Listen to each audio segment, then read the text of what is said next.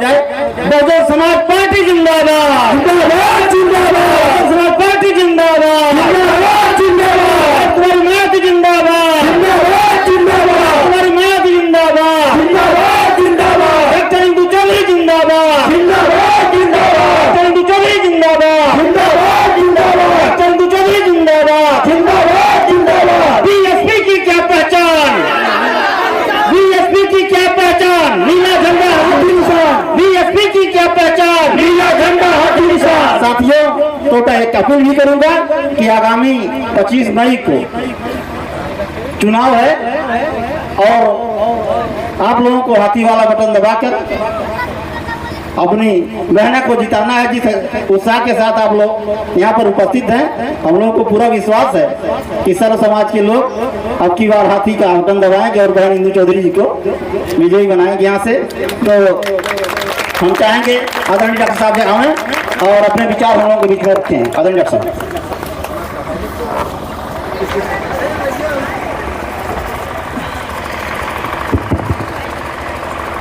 करुणा के सागर तथागत गौतम बुद्ध को नमन करती हूँ। बोधिसत्व बाबा साहब डॉक्टर भीमराव अम्बेडकर को शत नमन करते हैं। बहुजन महानायक मान्यवर कांशीराम साहब को शत नमन और हमारे बहुजन समाज में जन्मे सभी संतों गुरुओं महापुरुषों को नमन करती हूँ। और आज यहाँ बाबा साहब डॉक्टर भीमराव अम्बेडकर की जन्म जयंती समारोह के अवसर पर यहाँ उपस्थित ये जो 5 लोग आपको एक जैसी साड़ी में नजर आ रहे हैं, ये बागी बलिया से चल के आए हैं, यानी बलिया जिले से आपके क्षेत्र में प्रचार प्रसार करने के लिए जो पूरी टीम आई है। बाबू देव नारायण जी आपके संरक्षण में, आपका और हमारे माननीय अध्यक्ष जी डॉक्टर मायाराम जी और सुमन जी, आप सब और सभी ग्रामवासियों, आप सबको जय भीम, नमो बुद्धाय। दिन भर इतना बोलते हैं कि गला शाम तक जो है ऐसी हालत हो जाती है। कोशिश करूंगी कि थोड़ा बोल लूं, क्योंकि जयंती का कार्यक्रम है तो जयंती का कार्यक्रम है तो हर जगह चल ही रहा है। लेकिन छोटे छोटे जो बच्चे बैठे हुए हैं यहाँ पर, ये बताओ बाबा साहब की जयंती तो 14 अप्रैल को होती है ना, और आज कौन सी तारीख है? आज क्यों मना रहे हैं? आज क्यों मना? बच्चे लोग बताओ, जन्मदिन तो 14 को था ना, तो आज 18 तारीख को जयंती क्यों मनाई जा रही है? जानते हो क्यों? पता है क्यों मना रहे आज 18 तारीख को? क्योंकि बाबा साहब एक ऐसा शख्सियत है, बाबा साहब एक ऐसा व्यक्तित्व है, बाबा साहब का इतना बड़ा कद है, बाबा साहब इतने महान व्यक्ति हैं कि उनका जन्मदिन मनाने के लिए 14 अप्रैल यानी कि एक दिन कम पड़ जाता है। उनकी जयंती 1 अप्रैल से शुरू होती है, 30 अप्रैल तक मनाई जाती है। 30 अप्रैल भी कम पड़ जाता है तो बुद्ध पूर्णिमा तक मनाई जाती है। बुद्ध पूर्णिमा भी कम पड़ जाती है तो पूरे साल भर बाबा साहब के नाम पे कार्यक्रम आयोजित किए जाते हैं। समझे बच्चों, इतना महान व्यक्ति है बाबा साहब, एक दिन कम पड़ जाता है। हम लोग का हैप्पी बर्थडे तो एक ही दिन मनाया जाता है ना, एक ही दिन केक खाते हैं, नए नए कपड़ा पहनते हैं, खाते पीते हैं, सो जाते हैं, दूसरे दिन कोई याद भी नहीं करता। लेकिन हमारे बाबा साहब को पूरे साल भर लोग याद करते हैं। और क्यों याद करते हैं जानते हो बच्चों? वो इसलिए कि आज ये जो मंच दिखाई दे रहा है ना सुंदर टेंट के रूप में, और इस मंच पे ये लगा हुआ सुंदर सा जो ये बाबा साहब और भगवान बुद्ध का प्रतिमा है, हम सारे लोग अच्छे अच्छे कपड़ों में यहाँ बैठे हुए हैं। बहन जी आप लोग कुर्सी पे जो बैठी हुई हैं, ये सब बाबा साहब के संघर्षों की दिन है।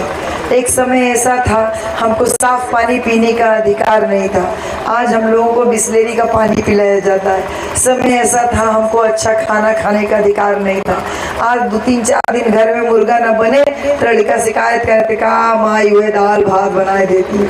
बढ़िया बढ़िया खाना खा रहे हैं, हाँ बढ़िया बढ़िया खाना खा रहे हैं। ये संघर्षों का देन है जो हमारे बाबा साहब ने हमारे लिए किया। मेरे प्यारे बच्चों, ज्यादा बोल नहीं पाऊंगी गले की वजह से, लेकिन ये जान लो कि आज जो खुली हवा में सांस भी ले पा रहे हो, ये भी मेरे बाबा साहब के संघर्षों की देन है। और इसीलिए हमें बाबा साहब दिन प्रतिदिन नहीं, हर एक क्षण याद आते हैं। जितनी बार सांस लो उतनी बार बाबा याद आते हैं, बाबा साहब याद आते हैं। क्योंकि समय एक ऐसा भी था कि हमारी बस्तियां दक्षिण दिशा में होती थी, जहां घूर फेंका जाता था, जहां गंदी हवा बह के जाती थी, यानी हमको साफ हवा में सांस तक लेने का अधिकार नहीं था। तो हर सांस में बाबा साहब को हमको आपको याद करना चाहिए। लेकिन हम करते क्या हैं? बाबा साहब जो इतना संघर्ष करके यहाँ तक हमको पहुँचा पाए, उसमें बाबा साहब ने अपने पूरा जीवन लगा दिया, अपने 4 बच्चों की कुर्बानी दे दी। एक पत्नी थी माता रमाबाई, 36 साल की उम्र में वो भी बाबा साहब को छोड़ के चली जाती हैं। अपने परिवार की देखभाल नहीं कर पाते, क्योंकि बाबा साहब को आपके और हमारे परिवारों की चिंता थी। लेकिन हम लोग क्या कर रहे हैं मेरे प्यारे बच्चों, मेरी प्यारी बहनों, मेरे प्यारे भाइयों?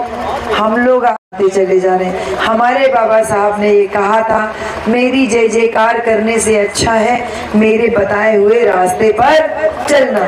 तो मेरा बताया हुआ रास्ता क्या है हमारे बाबा साहब का? बाबा साहब का बताया हुआ रास्ता क्या था? वो यही था कि जो फोटो दिख रही है ना, वो रास्ता इस फोटो में है। ये फोटो में बाबा साहब सूट बूट पहने हैं। कह रहे हैं बाबा साहब, जैसे मैंने सूट बूट पहना है तुम भी साफ सुथरा कपड़ा पहन के रहो। इसमें बाबा साहब हाथ में किताब लिए हुए हैं। उस किताब से बाबा साहब कह रहे हैं, मैंने तुम्हारे हक और अधिकार को इस किताब में यानी संविधान के माध्यम से सुरक्षित करके रखा है। उठो, अपने हक अधिकार को लो, शिक्षा प्राप्त करो, पढ़ो लिखो, मेहनत से पढ़ो। और उसके बाद देखिए वो उंगली ऐसे इशारा करे। इस फोटो में उंगली ऐसे है, लेकिन वो फोटो में उंगली ऐसे होनी चाहिए।